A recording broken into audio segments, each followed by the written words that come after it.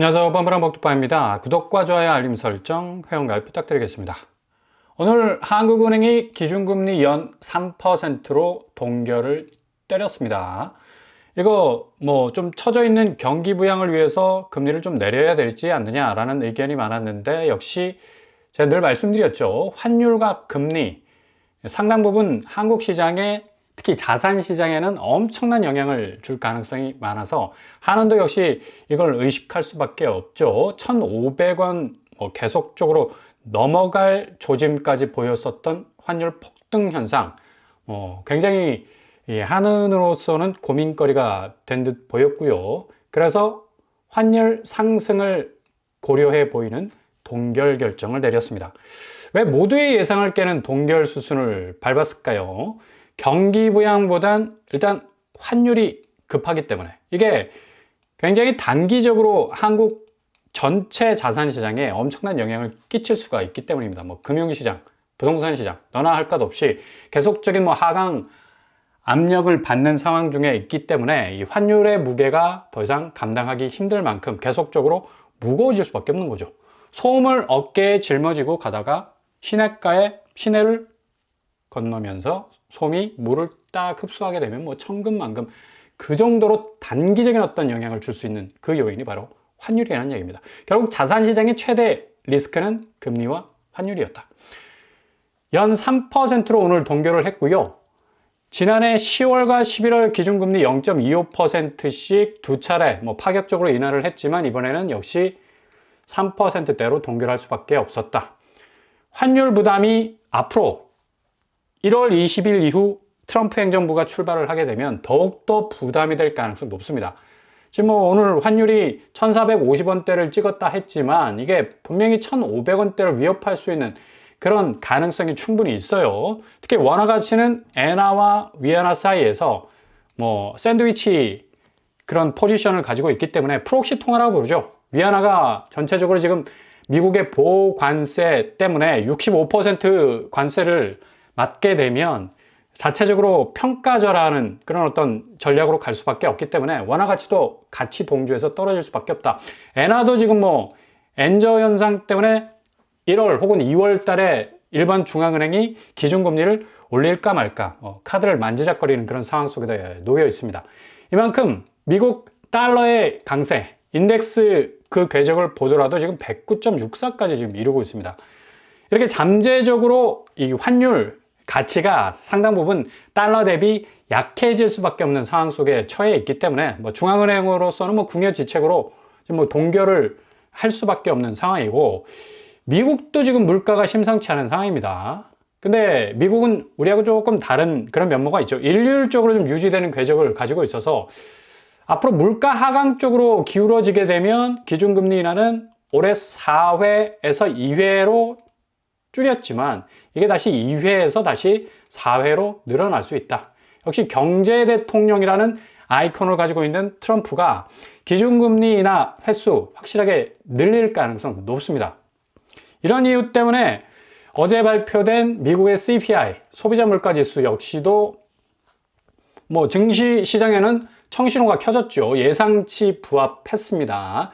2.9% 증가하는 모습 보였지만 그래도 블룸버그가 예상한 그 예상치를 넘지 않는 수준의 그 지표가 나왔기 때문에 증시 부분은 1월 초반에 굉장히 부진한 모습을 보였지만 어제 급등하는 모습 보였고요. 그런 CPI 역시도 좀 오르는 모습 보였네요.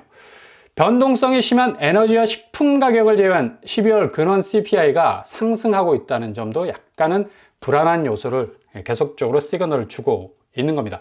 이렇게 미국 소비자 물가 지수 CPI 역시도 어찌 보면 좀 견조한 모습을 계속적으로 보이고 있습니다. 쭉 해서 3%대가 아니라 315.61 정도로 유지를 하고 있기 때문에 객관적으로 봐도 미국 물가가 그렇게 심각한 수위는 아니지만 이후에 이 달러 유동성 확대가 전격적으로 진행이 된다면 역시 강달러로 갈 수밖에 없는 그런 상황 속에 놓여 있게 됩니다. 물론 달러 자체가 약달러 현상으로 갈 수도 있겠지만 이게 보호무역 관세가 결정적으로 발동이 되면 또 역으로 또 갈 수 있는 충분한 가능성이 있을 수 있겠죠. 이런 이유 때문에 어제 뉴욕 증시는 그래도 물가 부분에서 좀 안도한 누그러진 물가에 뜨거워진 투심이 작용을 해서 급등으로 마감이 됐습니다. 뉴욕 증시 3대 지수 다우 그리고 S&P 500, 나스닥까지 급등하는 모습 보였고요. 역시 양자 컴퓨팅 지금 뭐 3조 정도가 지난 한 주간 날라갔었어요. 한국 돈으로. 한국 사람들이 대부분 양자 쪽에 몰빵을 했는데 이게 문제는 뭐냐면 고점에 몰렸던 그런 돈들이 많기 때문에 여전히 급등하는 추세를 보이더라도 이게 어느 정도 지점까지 올라주지 않으면 이 손실이 좀 회복되기가 어려울 겁니다. 그래서 양자 컴퓨팅 부분은 저점의 싸움입니다. 이거 확실하게 기억하셔야 되고요. 잘못 물리면 이 양자 부분은 끊임없는 하락을 또 재현할 수 있기 때문에 조심하셔야 되고, 누가 가장 저공 비행해서 갈아타니 부동산도 마찬가지죠. 지금 뭐 고점에 올라타서 설거지 해줄 이유가 전혀 없다는 얘기예요. 지금 시장 원리로 볼 땐 아파트 가치는 엄청나게 내려올 가능성 높습니다. 그래서 뭐 대출 빗장 열리고 뭐 아파트 가치 조금씩 떨어진다 해서 무리해서 진입했다가는 뭐 고점에 딱 물릴 수밖에 없어요. 지금 주식 종목도 마찬가지잖아요. 결국 가장 적은 비용으로 고수익을 내는 그런 싸움이란 얘기죠. 퀀텀 컴퓨팅 어제 55%나 올랐습니다. 이게 상대적으로 주식이 좀 싸기 때문에 11달러밖에 안 하죠. 그래서 많은 사람들이 이 적은 자본으로 쏠쏠한 수익을 좀 얻기 위해서 양자 컴퓨팅 부분으로 몰리는데, 퀀텀이 어제 뭐 기록을 찍었습니다. 그리고 리게티 역시도 뭐 거의 반토막 수준이었는데 뭐 6달러까지 떨어졌었죠. 지금 10.94로 마감 지었다가 애프터마켓에서 11달러까지 지금 오르고 있는 그런 상황이고요. 아이온큐, 한국 사람들이 제일 사랑하는 뭐 좀 어찌 보면 좀 안정적 궤적을 가지고 있는 양자 컴퓨팅 부분인데 무려 33% 올랐습니다. 애프터마켓에서는 뭐 또 다시 1달러 더 오르는 그런 기염을 토하고 있습니다. D-Wave 퀀텀 역시도 22%, 5달러에서 6달러까지 지금 가고 있네요. 그러나 양자 종목은 늘 주의하실 부분이 늘 하한선이 없다라는 거, 바닥이 없어요, 바닥이. 여기가 실적과 어떤 그 구체적인 어떤 상품이 뭐 선순환되는 어떤 구조가 아니기 때문에 떨어지면 미치도록 폭락한다는 리스크 분명히 있다는 얘기입니다. 그래서 늘 제가 말씀드렸죠. 양자는 숏으로 가라.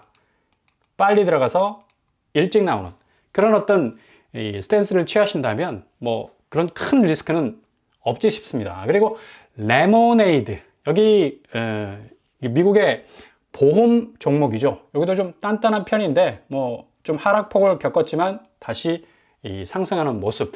미국 손해보험 쪽도 뭐 장기간 보유하면 좀 이점이 있을 것 같고요. 카니발 역시도 여기 뭐 크루즈 회사인데 1.75%. 지금 뭐 여행업계가 굉장히 지금 활발하게 다시 살아나는 그런 느낌이기 때문에 하한선을 찍었다가 다시 올라서는 그런 모습 보여주고 있습니다. 여행사 쪽 종목 뭐 단단한 모습 보여주고 있네요. 아무튼 이런 어떤 이 컴퓨팅 부분과 그리고 보험과 여행 뭐 그런 종목들 예의주시할 필요가 있고요. 테슬라 같은 경우도 좀 상당 부분 뭐 부진한 모습을 보였지만 그래도 뭐 이 투자 심리가 상당 부분 좀 해소가 되는 그런 모습을 보이고 있고, 뭐 테슬라 자체도 목표 주가를 뭐 430달러 정도로 지금 높이지 않았습니까? 뭐 트럼프 행정부와 협력해서 일하는 어떤 정치권에 입문한 이 일론 머스크의 그런 모습 그대로 동반해서 주식도 함께 움직일 가능성 굉장히 많다는 얘기입니다. 그리고 틱톡, 중국의 틱톡을 미국 사업으로 인수해서 이 테슬라가 일론 머스크가 인수한다는 그런 어떤 이 말도 솔솔 나오고 있어서 테슬라 쪽 뭐 주식이 다시 치고 올라가는 모습 보여주고 있죠. 8% 정도 올랐습니다. 애프터마켓은 조금 빠지는 모습 보였지만 그래도 1월 20일 후로는 굉장한 어떤 상승세를 동반할 수 있다. 엔비디아 역시도 뭐 양자 컴퓨팅 뭐 30년 후에 가능할 거라는 폭탄 발언을 하는 바람에 완전히 양자가 그냥 개박살이 났었는데 뭐 조금씩 회복되고 있고, 오히려 엔비디아는 좀 떨어지는 그런 모습을 보여주고 있습니다. 확실히 미국의 증시는 반등의 서막일 수가 있습니다. 언제가? 1월이. 그리고 20일 트럼프 취임 이후에 연준과의 뭐 금리 문제 변수가 분명히 있어요. 트럼프는 치고 나갈 가능성 높고 연준은 좀 브레이크를 잡을 가능성이 있기 때문에, 그러나 뭐 역시 경제 대통령이라는 확실한 이미지를 갖고 있기 때문에 뭐 증시 부분은 다시 지난해와 같이 20% 이상 살아날 가능성이 높다. 그래서 부동산에 묵혀둔 돈 혹은 빨리 탈출해서 황금성, 빨리 돈으로 바꿔서 금융시장 쪽으로 움직이려 하시는 분들은 미국의 이 주식 종목들 소개해드린 것, 뭐 예의주시할 필요가 있겠고요. 특히 가상화폐 시장이 지금 심상치가 않습니다. 1월 달에 좀 굉장히 뜨거워지고 있어요. 비트코인이 벌써 1억 4천까지 지금 오르고 있고 1억 4,700까지 지금 찍고 있네요. 늘 이 비트코인과 함께 그림자처럼 따라다니는 주식 종목이 마이크로 스트래티지죠. 예. 비트코인이 오르면 당연히 같이 오릅니다. 어제 뭐 5.39%까지 올랐습니다. 362까지 갔네요. 여기가 뭐 미국이 전략 자산 비축이라는 개념으로 가게 되면 비트코인 80%를 다시 미국이 사야 되거든요. 그러면 당연히 비트코인 가격 올라가죠. 그와 동반해서 같이 가는 주식 종목 마이크로 스트래티지 역시도 급등할 가능성 높다는 얘기. 비트코인과 그림자 관계에 있는 종목이라는 사실 기억하시고 늘 함수 관계로 가고 있다는 사실 기억하시면 뭐 도움이 될 것 같습니다. 이더리움 역시도 뭐 여기만큼 좀 꾸준한데도 별로 없을 것 같아요. 벌써 뭐 51만 원, 49만 원에 좀 헤매다가 다시 치고 올라가는 그런 모습 보이고 있고요. 알트코인 같은 경우는 뭐 리플이 굉장히 무섭죠. 지금 벌써 4,600원까지 지금 찍고 있습니다. 와, 무서워. 3,200원이 엊그저께 같은데 역시 심슨의 예언이 이거 좀 뭔가 의미가 있는 것 같아. 아니 벌써 4,400원 정도 올랐으면 이게 5,000원, 6,000원 가는 거는 뭐 단박에 뭐 치고 올라갈 가능성 높겠고요. 뭐 어쨌든 스테이블 코인이란 XRP라는 개념을 가지고 있어서 지금 미국 전략 자산 비축의 개념과 같이 가는 그런 코인이기 때문에 상당 부분 한국 사람들이 많이 또 접근하는 코인이기도 하고요. 똑같이 같이 가는 또 스텔라 루멘, 리플이 오르면 스텔라 루멘 같이 따라갑니다. 692원. 얘가 지금 뭐 380원 하고 그랬는데 뭐 하루 이틀 사이에 300원이 올라 버렸으니까 여기 뭐 몰빵했던 사람은 뭐 수익률이 굉장히 쏠쏠했다라고 전망을 할 수가 있는 거죠. 도지코인, 민코인인데도 불구하고 장난으로 만들었는데 이거 올라가는 거 보세요. 역시 머스크가 지금 백업을 계속적으로 해주고 있으니까 여기도 뭐 굉장한 어떤 강세를 가지고 치고 나갈 것 같은 느낌이 많이 듭니다. 아마 올해 2025년은 1,000원 정도를 넘어설 가능성도 충분히 엿보인다고 전망을 해볼 수. 그러나 결정과 판단은 본인 몫입니다. 일단 이런 어떤 이 금융시장의 이 모습들, 뭐 미국 증시와 가상화폐 쪽으로 계속적으로 자금이 유출이 되다 보니까 그리고 유입도 안 되잖아 지금. 아파트가 안 팔리니까 89,000건을 지금 찍고 있습니다. 거의 9만 건이죠. 지금 전통적인 한국의 아파트 시장은 지금 뭐 대몰락이라고 말해도 될 만큼 중심부에서부터 너나 할 것 없이 서울 중하급지 그리고 인천 경기까지 지방은 뭐 이미 완전히 뭐 이 하락세에 완연한 하락세에 접어들게 됐고요. 매물이 쏟아지듯 나오고 있습니다. 작년 말에 비해서 거의 2,000건가량 증가를 했고 한 주 전보다 2,257개, 전년 같은 기간보다 무려 14,500개 정도가 늘을 정도로 지금 집주인들이 집을 제대로 팔지 못해서 발을 동동 구르고 있어요. 이게 주식처럼 뭐 팔고 사고 하면 바로바로 현금이 뭐 쏘고 뭐 들어오고 이렇게 돼야 되는데 뭐 아파트 같은 경우는 아무리 가격을 조금씩 내려도 물어주는 사람이 없으니까 큰 문제란 얘기죠.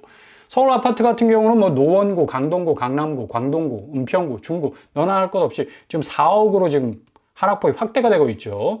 지난주까지만 해도 3억 정도로 뭐 하락폭이 나왔는데 점점 늘어서고 있다는 얘기입니다. 그리고 강동구 제일 뭐 입주 물량이 많은 곳 당연히 고덕그라시움 뭐 4억 1천만 원 정도 하락하고 있는 추세. 명일중앙하이츠 역시도 3억 2천 정도 하락하고 있네요. 레미안 강동팰리스 3억 1천만 원 정도 하락하고 강동구의 집값의 하락세는 서울 전역에 영향을 미칩니다. 딱 강남과 그리고 비강남권을 연결하는 브릿지 역할을 하고 있는 그런 곳이기 때문에 굉장히 여기에 어떤 거래가의 의미가 있다고 볼 수가 있는 거죠. 노원구 역시도 뭐 물량뿐만 아니라 회전율이 굉장히 좋은 곳 아닙니까? 그럼에도 불구하고 이게 지금 뭐 거래가 제대로 뜨지 않으니까 급급매로 많은 사람들이 던지고 있다니. 노원구 월계동 현대아파트 4억 1천만 원 정도 하락하고 있고요. 양지대림 역시도 3억 3천. 대부분 3억대 이상으로 하락하는 곳들이 빈번하게 많이 등장하고 있는 걸 볼 수가 있습니다. 특별히 올림픽 파크포레오는 일주일 사이에 빠지는 폭이 굉장히 커지고 있어요. 이것도 주목할 만한 부분이죠. 최고가 25억에서 22억. 거의 뭐 3억 가까이 가고 있는 하락폭의 모습을 보이고 있습니다. 이 올림픽 파크포레온의 거래가가 어느 정도 수준까지 오느냐에 따라서 앞으로 서울 전역의 이 거래가가 결정이 될 만큼 굉장한 어떤 기준적인 그런 상징을 가지고 있는 곳이라 말을 할 수가 있죠. 지금 뭐 잔금 때문에 뭐 난리가 났다 해서 뭐 11월 달에 3조 대출 폭탄 막아라 뭐 그런 얘기까지 나오고 있었는데, 이거 뭐 대출이 기본적으로 현금 막치기에서 3조 가량 필요하다는 얘기 아닙니까? 근데 이게 지금 제대로 원활하게 진행이 되지 않아서 발을 집주인들이 동동 구르고 있었는데, 뭐 1월 되면서 1조 5천억 정도로 시중은행이 다시 대출 빗장을 열어낸다. 그래서 3월까지 더 늘어날 수 있다고 하지만, 이게 3조까지 가기에는 거의 뭐 1조 4천억이나 1조 3천억 정도가 더 부족하다는 얘기죠. 이걸 더 늘릴 가능성이 있을까요? 별로 없을 것 같아요. 아무리 뭐 국민은행, 농협, 우리 뭐 총 6천억 추가 투입을 한다 해도 잔금 대란 현상은 한꺼번에 해결되기에는 굉장히 어려워 보인다. 뿐만 아니라 3단계 스트레스 DSR 오는 7월 예정대로 시행이 될 것 같아서 0.75포인트 지금 금리 적용을 하고 있는데, 이게 1.5포인트 동일 적용이 되기 때문에 대출 규제에 대한 어떤 체감도는 더욱더 올라갈 수밖에 없다. 결국 이런저런 이유 때문에 부동산 시장은 지금 완전히 사방으로 포위되고 있는 그런 느낌이 든다는 얘기죠. 제가 늘 말씀드리는 환율과 금리는 최대 부동산 시장의 리스크가 될 가능성이 크다. 그래서 한은이 오늘 환율을 의식해서 동결을 하지 않았습니까? 고스란히 보여주는 거예요. 이게 앞으로 자산 시장이 어떻게 움직일지를 중앙은행이 딱 찍어서 보여주는 겁니다. 이후 미국 쪽 금리도 심상치 않으면 오히려 한국은행이 이제 동결 수순에서 다시 금리 인상으로 갈 수 있는 그런 여지가 충분히 있을 수도 있다라고 전망을 해볼 수 있다는 얘기죠.